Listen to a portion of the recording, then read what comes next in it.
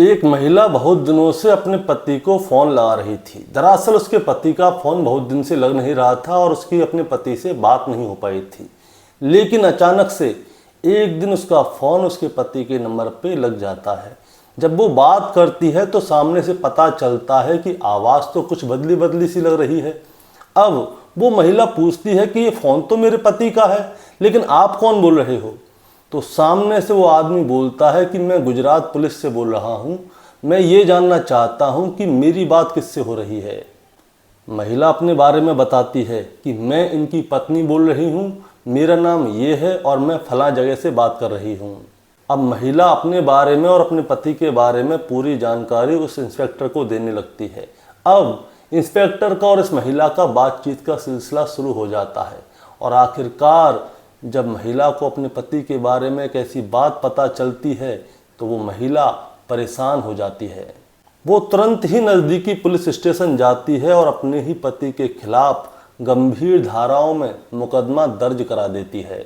अब ये मुकदमा तो दर्ज हो चुका था, लेकिन उसके अगले दिन अखबार में एक खबर प्रकाशित होती है कि एक व्यक्ति जो कि सेना में मेजर होता है और वो अब तक लगभग 24 महिलाओं को अपने प्यार के जाल में फंसा चुका है और उनसे बहुत सारे पैसे ऐंठ चुका है। दोस्तों, जब इस आदमी के बारे में थोड़ी बहुत और जांच की जाती है तो पता चलता है कि ये आदमी मेजर भी नहीं था। दोस्तों, जब आप इस आदमी के बारे में सुनोगे तो आप खुद ही सोचने पर मजबूर हो जाओगे कि कोई इंसान किस हद तक गिर सकता है। दरअसल इस आदमी ने अपना नाम बदला, अपनी पहचान बदली, अपना धर्म बदला और उसके बाद बहुत सारी लड़कियों से बातचीत करने लगा। उसके बाद बड़े बड़े होटलों में ठहरने लगा, हवाई जहाज़ से सफ़र करने लगा और उसके बाद इसका भंडाफोड़ हो गया। और दोस्तों, आज की कहानी से मैं आपको यही बताना चाहूँगा कि ये आदमी कौन था और इसने इतनी सारी महिलाओं को अपने प्रेम जाल में कैसे फंसाया। तो दोस्तों, कहानी शुरू करने से पहले मैं बस आपसे यही कहना चाहूँगा कि अगर आप मेरे चैनल पर नए हैं तो चैनल को सब्सक्राइब कर दीजिएगा ताकि रोज़ाना शाम को 8 बजे मैं आपके लिए ऐसी ही सच्ची घटना की कहानी लेके आ सकूँ। नमस्कार दोस्तों, मैं गौरव शर्मा और आप देख रहे हैं गौरव शर्मा सफ़र। दोस्तों, आज की जो सच्ची घटना मैं आपको सुनाने जा रहा हूँ, ये सच्ची घटना शुरू होती है गुजरात के अहमदाबाद के रेलवे स्टेशन से। मैं बात कर रहा हूँ 31 अगस्त 2024 की शाम की। दरअसल एक आदमी बहुत ज़्यादा परेशान होता है और वो रेलवे पुलिस स्टेशन के अंदर जाता है और वहाँ पे जाके जो पुलिस अधिकारी होता है उनसे कहता है कि साहब, मैं वंदे भारत ट्रेन से सफ़र कर रहा था, उसके अंदर मेरा एक बैग रखा हुआ था और उसमें मेरे बहुत ही ज़रूरी डॉक्यूमेंट थे, लेकिन मेरा बैग वहाँ से चोरी कर लिया गया है। आप कृपया करके मेरा वो बैग ढुलवा दीजिए क्योंकि वो बैग मेरे लिए बहुत ज़्यादा ज़रूरी है। अब वो आदमी जो पुलिस अधीक्षक थे उनसे बहुत ज़्यादा मिन्नतें करता है तो आखिरकार जो रेलवे के पुलिस अधीक्षक होते हैं उनका मन पसीज जाता है और वो उसकी FIR दर्ज कर लेते हैं। अब जो पुलिस अधीक्षक होते हैं उसकी रिपोर्ट दर्ज कर लेते हैं और उसके तुरंत बाद ही वो एक टीम गठित करते हैं। दोस्तों, मैं आपको एक बात बताना चाहूँगा कि जिस ट्रेन से ये आदमी सफ़र कर रहा था उस ट्रेन के अंदर CCTV कैमरे लगे हुए थे, इसीलिए पुलिस के लिए उस आदमी को ढूंढना बहुत ज़्यादा आसान था। दरअसल जब CCTV फुटेज चेक की गई तो उसमें पता चलता है कि इस आदमी के एक नज़दीक ही एक आदमी बैठा हुआ था जो कि इसके नज़दीक आने की बार बार कोशिश कर रहा था। जब पुलिस उस CCTV फुटेज को अच्छी तरह से देखती है तो पता चलता है कि इसी आदमी ने जो दूसरा आदमी है इसका बैग चोरी किया है।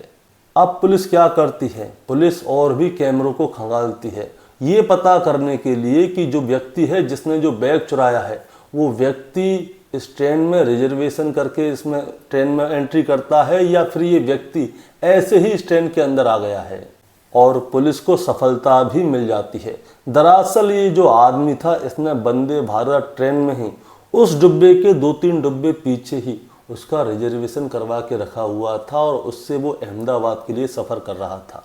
दरअसल जब पुलिस इस आदमी के बारे में जानकारी निकालती है तो पता चलता है कि ये आदमी अहमदाबाद में ही किसी लड़की को रिश्ते के लिए देखने के लिए आया हुआ था। खैर, ये पुलिस के आगे के जांच पड़ताल का विषय है, लेकिन इस व्यक्ति ने जिस आधार कार्ड से इस ट्रेन को बुक किया था, इस सीट को बुक किया था। पुलिस क्या करती है, इस आधार कार्ड के जरिए इस आदमी का अता पता ठिकाना निकाल लेती है और इसके बारे में और भी जानकारी हासिल करने लगती है। अब पुलिस क्या करती है, इसके नंबर को सर्विलांस पे डाल देती है और जैसे ही पुलिस इसके नंबर को सर्विलांस पर डालती है तो पता चलता है कि ये जो व्यक्ति है ये दिल्ली में रह रहा है। तो पुलिस क्या करती है, सीधे गुजरात से दिल्ली पहुंच जाती है। तो पुलिस को पता चलता है कि ये व्यक्ति एक बार के अंदर बैठ के शराब पी रहा है।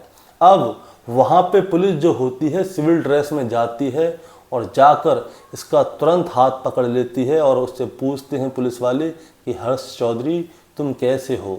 दरअसल दोस्तों राजस्थान के भरतपुर का रहने वाला हर्ष चौधरी, जिसने कि अपने आधार कार्ड पे गुजरात के अहमदाबाद जाने की टिकट को बुक कराया था, इसी आधार पर पुलिस उस बार के अंदर जाती है और हर्ष चौधरी के हाथ को पकड़ लेती है और उससे पूछती है कि तुम कैसे हो।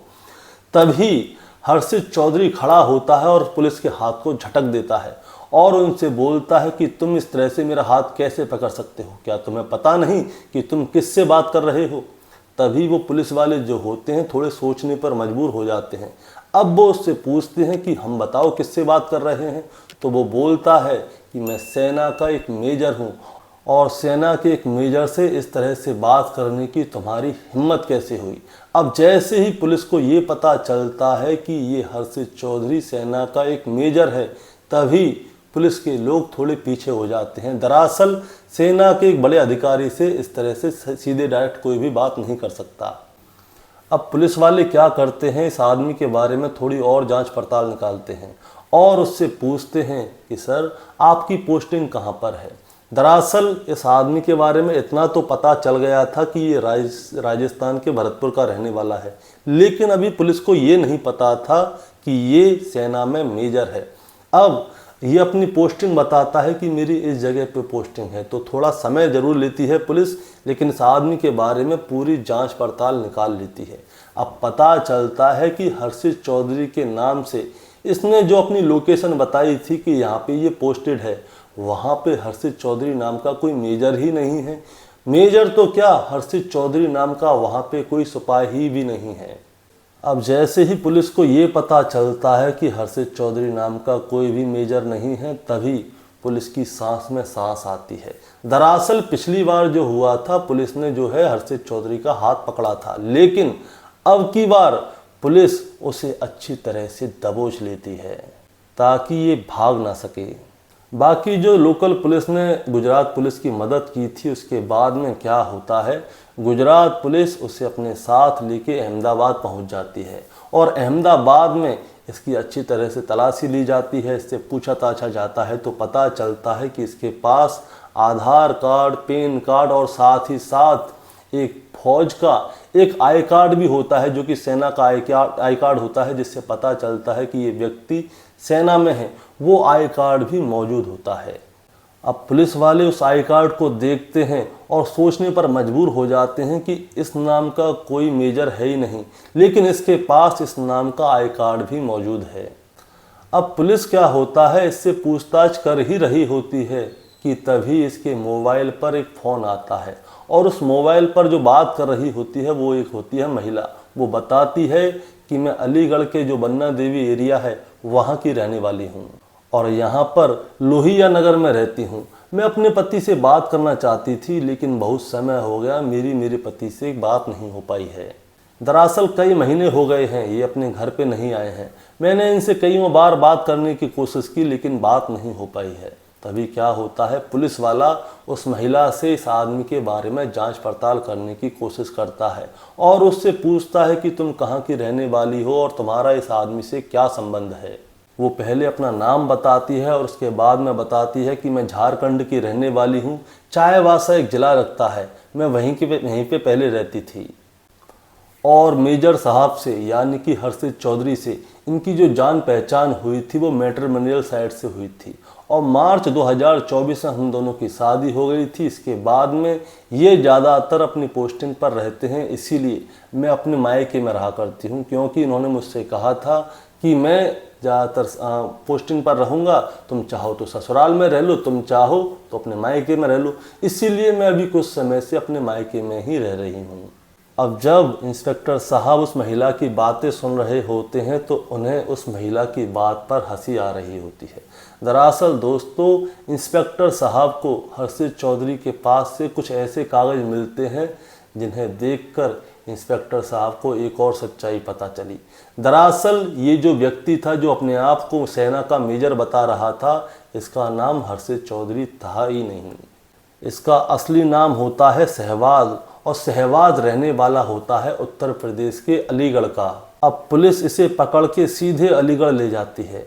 अलीगढ़ में सिविल लाइन है और सिविल लाइन में जमालपुर थाना है। दरअसल दोस्तों, ये जमालपुर का ही रहने वाला था और इसके खुद के पिता, जिनका नाम मुश्ताक खान होता है, जो कि सेना से रिटायर्ड हो चुके थे। और जो ये सहवाज है, ये भी पहले सेना में ही था। दरअसल 2015 में सहवाज की पोस्टिंग भी सेना में हो चुकी थी। अब जब ये सेना में भर्ती होता है तो सबसे पहले ये जम्मू कश्मीर जाता है और वहाँ से ये सिलीगुड़ी जाता है। दरअसल ये सेना में एक सिपाही के पद पर तैनात हुआ था, लेकिन अनुशासनहीनता के चलते जून 2023 में इसे सेना से बर्खास्त कर दिया जाता है।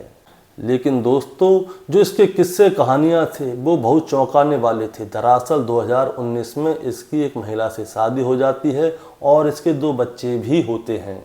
लेकिन साहब ने एक प्लान किया। दरअसल इन्होंने क्या किया, इन्होंने हर्षित चौधरी नाम से अपना आई कार्ड, पैन कार्ड और सेना के मेजर का आई कार्ड भी बनवा दिया, और साथ ही साथ इन्होंने बैंक में अपना हर्षित चौधरी नाम से ही एक अकाउंट भी खुलवा लिया। और उसके बाद इसने मैट्रिमोनियल साइट पर अपना हर्षित चौधरी नाम से ही एक पेज भी बना लिया। उस पर क्या हुआ करता था, ये या तो पैसे वाले घर के लोगों को या फिर जॉब करती हुई महिलाओं को अपनी रिक्वेस्ट भेजा करता था। जब वो लोग इससे पूछती थी कि आप क्या काम करते हो, तो ये बताता है कि मैं सेना में मेजर हूँ। अब सेना में मेजर होने की वजह से बहुत सारे लोग इसकी तरफ आकर्षित भी हो गए, क्योंकि सेना से एक तो ये सेना में है और ऊंचे पद पर है, तो महिलाएं क्या है इसके संपर्क में आ गई थीं। अब जब पुलिस ने इसका मोबाइल खंगाला तो दोस्तों, मैं आपको बताना चाहूँगा कि 24 से ज़्यादा महिलाओं के और लड़कियों के फ़ोटो इसके मोबाइल में इसके साथ पाए जाते हैं। और पूछताछ में इसने ये कबूल भी किया कि हाँ, जिन भी लड़कियों के साथ इसके फ़ोटो हैं, इन लोगों के साथ इसके जान पहचान है और संपर्क भी हैं। लेकिन एक लड़की जो होती है वो झारखंड की रहने वाली होती है और वो इसके घर तक पहुंच जाती है, और जो पन्ना देवी जो मंदिर होता है वहाँ पर जाकर ये दोनों मंदिर में शादी कर लेते हैं। दरअसल ये जो लड़की इसके पास झारखंड से आई थी, ये इससे कहता है कि मैं विभागीय काम से थोड़ा ज़्यादातर बाहर रहता हूँ, इसीलिए तुम्हें अपने घर पे रहना पड़ेगा। और ये क्या करता था, बीच बीच में अपने घर पे आ जाया करता था और अपनी दूसरी पत्नी से मिलकर चला जाया करता था। लेकिन दोस्तों, इसकी पहली पत्नी और दूसरी पत्नी, इन दोनों को ये बात नहीं पता थी कि इसने हर्षित चौधरी नाम से अपना एक नकली आई कार्ड बनाया हुआ है और यह हर्षित चौधरी नाम से ही अपने शहर में आसपास के एरिया में घूम रहा है। दरअसल इसका काम था जो अमीर महिलाएं थीं उनसे पैसे लूटना, खसोटना। और ये हवाई जहाज़ से सफ़र करता है, बड़े बड़े 5 स्टार होटलों में घूमता है और नई नई जगह घूमने के लिए जाता है। और जो इसका खर्चा उठा रही होती हैं वो अमीर घर की महिलाएं और लड़कियां उठा रही होती हैं। अब जब अखबार में ये वाली बातें प्रकाशित हो रही होती हैं तो लोगों को इसके ऊपर यकीन नहीं होता। मोस्टली जो यकीन नहीं होता वो इसकी दूसरी पत्नी को नहीं होता, जिसे कि इसने बताया था कि ये सेना में एक मेजर है। उसको इसके ऊपर ज़रा भी यकीन नहीं होता कि उसका पति उससे झूठ बोल रहा था और उसे आज तक पता भी नहीं था। अब क्या होता है, इसकी दूसरी पत्नी तुरंत ही नज़दीकी थाने में जाती है और अपने पति के खिलाफ रिपोर्ट दर्ज करा देती है। वो बता देती है कि मुझे तो इसके बारे में पता ही नहीं था कि इसका नाम असली सहवाज है। इसने मुझसे मैट्रिमोनियल साइट पर हर्षित चौधरी बनकर बात की थी और उसके बाद में इसने मेरे परिवार वालों से बात की थी और इसके बाद में हम दोनों ने शादी कर ली थी। और जैसे ही हम दोनों की शादी हुई तुरंत ही इसका जो व्यवहार था वो मेरे लिए बदल चुका था। दरअसल जब ये शादी के बाद मेरे साथ संबंध बनाया करता था तो ये मेरे साथ ज़बरदस्ती किया करता था और अप्राकृतिक यौन संबंध बनाया करता था। ये आप सीधे सीधे कह सकते हैं कि ये मेरे साथ बलात्कार किया करता था और ये हमारे धर्म को गाली भी दिया करता था। जब इस तरह की बातों को लेकर इसने थाने में एफआईआर दर्ज कराई है और उसके बाद जो मीडिया वाले थे जो उन्होंने इस बात को कवर किया था, जो कि इसकी रिपोर्ट बनाई थी, तो पता चलता है कि शहबाज ने अपना नाम बदल के लोगों को बेवकूफ़ बनाया। आपको मैं एक बात बताना चाहूँगा कि जितनी भी महिलाओं को इसने बेवकूफ़ बनाया था, वो 24 की 24 महिलाएं वो सब हिंदू थीं। उनमें से कोई भी मुसलमान नहीं थी। उनमें से मुसलमान थी तो इसकी पहली पत्नी थी, जो कि इसके परिवार वाले लोगों ने जिसके साथ इसकी शादी कराई थी। अब पुलिस क्या है, इस मामले के और पन्ने खोलने की कोशिश कर रही है। दरअसल पुलिस जानना चाहती है कि आखिर जो हर्षित चौधरी उर्फ शहबाज है, इसने और क्या क्या कांड किए हैं। दरअसल जो हर्षित चौधरी है, जो कि शहबाज है, उसने हर्षित चौधरी नाम से ही पीएनबी बैंक में अपना अकाउंट भी खुलवाया था, यानी कि पंजाब नेशनल बैंक में इसका हर्षित चौधरी नाम से एक अकाउंट भी है। और पुलिस को एक जानकारी और मिलती है कि पंजाब नेशनल बैंक में जिसमें कि इसका अकाउंट है, उसमें बहुत ही बड़ी रकम का लेन देन हुआ है। अब पुलिस ये जानना चाहती है कि आखिरकार इसके पास इतने सारे पैसे आए तो आए कहाँ से। अब दोस्तों, पुलिस इसके और भी पन्ने खोलना चाहती है, लेकिन अब पुलिस ने क्या किया है, इसको गिरफ्तार कर लिया है और पुलिस जो है इससे अपने हिसाब से जांच पड़ताल भी कर रही है कि इसने और क्या क्या किया है। लेकिन अभी के समय पे ये लड़का जो है अहमदाबाद की जेल में बंद है।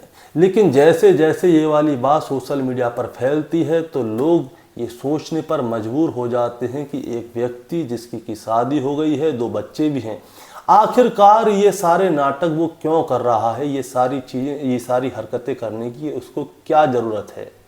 दोस्तों, इस पूरे घटनाक्रम को आपको बताने का मतलब आपको परेशान करना या विचलित करना नहीं है, बल्कि आपको बताना है और जताना है कि हर चमकती हुई चीज़ सोना नहीं होती है। दरअसल होता क्या है, जब भी हम लोग मैट्रिमोनियल साइट पर जाते हैं, चाहे लड़की हो चाहे लड़का हो, वो अपनी प्रोफाइल कुछ इस तरह से चमका देता है कि उस पर तुरंत ही नज़र पहुंच जाए। जब किसी की प्रोफाइल बहुत ही ज़्यादा अच्छी बनी हुई होती है तो लड़की या महिलाएं क्या करती हैं, तुरंत उससे अट्रैक्ट हो जाती हैं और उसके बारे में वेरिफिकेशन करने की सोचती भी नहीं हैं और सीधे ही उन लोगों से बातें करना शुरू कर देती हैं। लेकिन सही मायने में दोस्तों करना क्या चाहिए मैं बताता हूँ। जो भी महिलाएं हैं चाहे लड़की हैं, उनको सबसे पहले उस आदमी के बारे में पूरी जानकारी लेनी चाहिए। उसके बाद में उनके परिवार के लोगों को उसके घर पे भेज देना चाहिए और उसके बारे में जानकारी लेनी चाहिए और जो उसके आसपास के लोग हैं उन लोगों से भी जानकारी लेनी चाहिए। लेकिन होता क्या है, वो तुरंत सीधे उस लड़के से ही बात करती हैं और फिर उसके जाल में फंस जाते हैं। जैसे कि शहबाज ने अपना नाम बदलकर 24 लड़कियों के साथ किया था, वैसे ही आगे और लड़कियों के साथ हो जाता है। तो दोस्तों, बस इतना ही कहना था कि जो भी करना है वो सोच समझ के करना है। और हाँ, आपको इस वीडियो के बारे में क्या कहना है आप हमें कमेंट में बता सकते हैं, ताकि रोज़ाना शाम को हम आपके लिए ऐसी और भी वीडियो लेकर आ सकें। चैनल पे नए हैं तो सब्सक्राइब जरूर करिएगा और इस वीडियो को अपने साथियों के साथ शेयर भी कीजिएगा। नमस्कार।